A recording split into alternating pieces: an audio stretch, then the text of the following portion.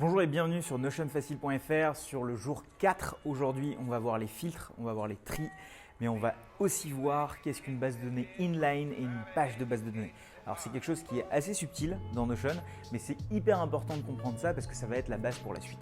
Et vous allez voir que en termes de base de données, vous allez être calé après ça. Et il ne nous restera plus que le séjour 5 pour pouvoir vous montrer moi comment j'utilise Notion. Mais c'est parti sur mon écran. Désolé pour le côté studio, mais on était en train de faire 2 tournages ensemble. Je me suis dit pourquoi pas finir ma vidéo Notion facile juste ici. Alors nous voilà ici sur un exemple d'hier où on avait créé des templates pour des nouveaux meetings et des nouveaux entretiens typiquement. Et on avait appris comment fonctionnent les templates. Aujourd'hui, on va s'intéresser aux filtres et aux sorts, mais aussi bien aux databases inline et full page. On va voir de quoi il s'agit, ne vous inquiétez pas. Mais déjà pour le filtre et le sort, en fait ici j'ai deux bases, tous mes meetings qui sont affichés. Mais si je les filtre, admettons uniquement avec, j'ai ici toutes les propriétés de ces éléments, je fais type is meeting et hop, j'aurai juste les meetings. Et pareil, je fais type is entretien et là j'aurai uniquement que les entretiens. Alors maintenant, vous allez me dire, oui, mais est-ce que j'ai besoin de les filtrer et de les filtrer à chaque fois pour les montrer? Et en fait, non. Typiquement ici, toutes les vues que j'ai créées, je vais pouvoir les ajouter comme des filtres en fait. Je m'explique. Donc là par exemple, j'ai juste les entretiens. Donc je vais juste en cliquant sur ce bouton appuyer sur entretien, c'est-à-dire que là, à partir de maintenant, cette vue est enregistrée avec ce filtre.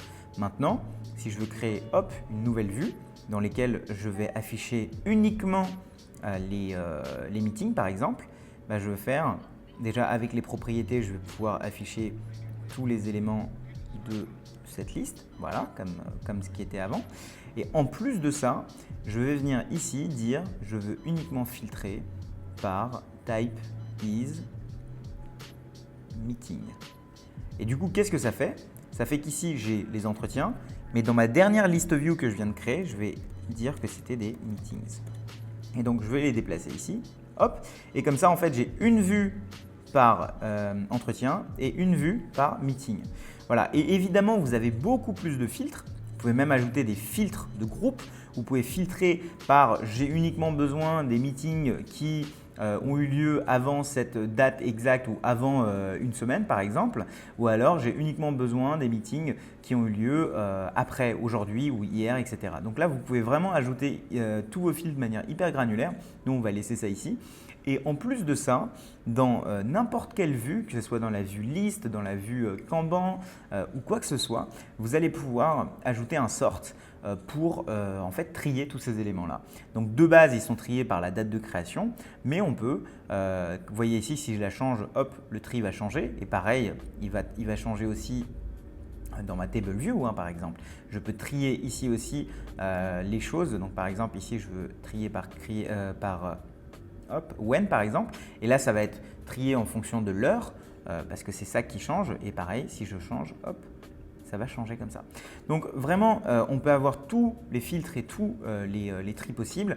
Au niveau des propriétés, je vous l'avais déjà expliqué, vous pouvez soit tout afficher, soit tout enlever, et ça vous donnera uniquement par exemple juste les noms. Et sachez qu'à chaque fois que vous changez ces paramètres ici, tout est modifié en fait dans la vue. Et pourquoi c'est comme ça? C'est parce que en fait vous pouvez derrière cliquer sur copy link to view et puis le donner à quelqu'un. Par exemple, si je veux donner à quelqu'un la liste de uniquement mes entretiens et pas toute ma base de données, je fais copy link to view. Je donne ça évidemment si la personne est dans mon groupe. Si elle ne l'est pas, je fais share to the web et là j'ai donné le lien. Hop. Et vous allez voir qu'en fait, je vais avoir uniquement les entretiens.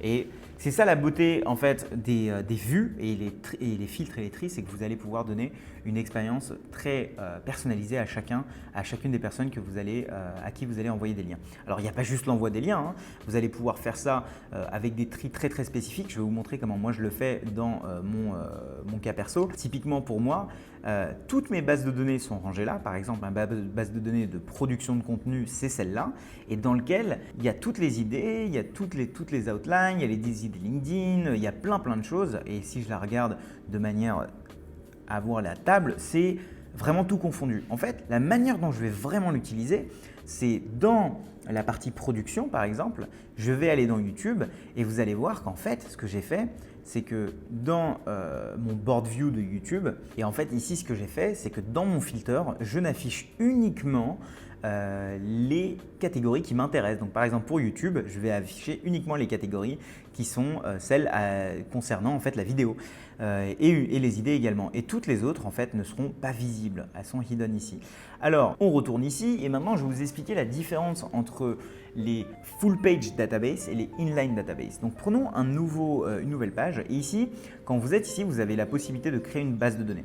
Donc par exemple, vous créez une base de données ici. Ce qui va se passer, c'est que ici, vous ne pourrez rien rajouter. Ça, c'est un problème parce que ça se trouve, vous voulez uniquement en fait avoir cette base de données ici, puis en dessous, vous voulez avoir du texte. Si vous voulez faire ça, bah, en fait, vous devez par exemple ici supprimer ça, vous faites nouvelle page, vous commencez ma page, vous commencez à écrire des choses et là, vous faites slash database. Et là, vous allez voir qu'il vous propose uniquement des inline database. Et si vous mettez par exemple des full page, on va voir déjà ce que ça fait si on fait une inline. Si on fait une inline, vous voyez bien, je peux continuer à écrire des choses. Bon, et si en fait vous faites une full page database, il va vous créer en fait une nouvelle database et vous n'aurez pas accès à cette database de manière visuelle parce que en fait c'est une page spécifique qui est une base de données. Maintenant, comment vous pouvez faire si vous avez envie de convertir par exemple cette database là en page full page et cette full page database là en inline, vous cliquez ici, vous faites turn inline, boum, et là à partir de ce moment là, vous pourrez commencer à écrire des choses dessus. Comment vous le savez en fait que c'est une inline ou pas? Quand on est dans une database, et là hop, je peux d'ailleurs la remettre en tant que database normale. Quand je suis dans une database qui est une full page database, je ne peux rien ajouter en dessous. En revanche, quand je vais, et d'ailleurs j'ai l'arborescence qui est au-dessus, mais quand je suis dans une database inline, je peux ajouter des choses en dessous. Sachez qu'il y a des avantages et des inconvénients à chacun.